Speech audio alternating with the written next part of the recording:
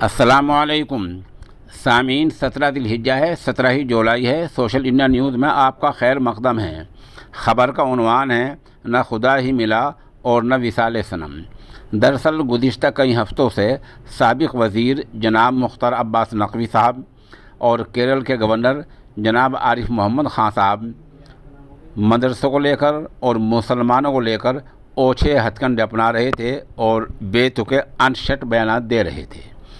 मिसाल के तौर पर आरिफ मोहम्मद ख़ान ने हाल ही में ये बयान दिया है कि मदरसों में नफ़रत की तालीम दी जाती है और मदरसों में अलगाववाद की तालीम दी जाती है, और ये भी बताया कि उन्होंने दारुल उलूम देवबंद को कोई ख़त लिखा था जिसका आज तक कोई जवाब नहीं दिया गया है।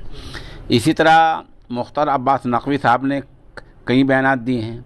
उनको लग ये रहा था कि इन खुशामदी बयानात से तुम मुल्क के नायब सदर जमहूरिया बन जाओगे या और कोई बड़ा ओहदा मिल जाएगा, लेकिन 24 घंटे पहले एनडीए ने दोनों की हवा निकाल दी है और बीजेपी की क़यादत में एनडीए ने अपने उम्मीदवार का ऐलान किया है।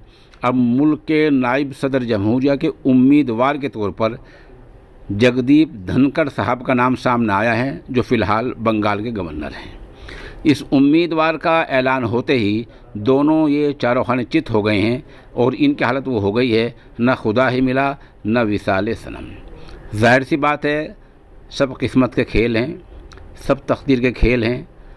इन लोगों को किसी ओहदे के लिए या किसी बड़े लालच के लिए या बड़ी कुर्सी के लिए ऐसे बयानात नहीं देने चाहिए थे।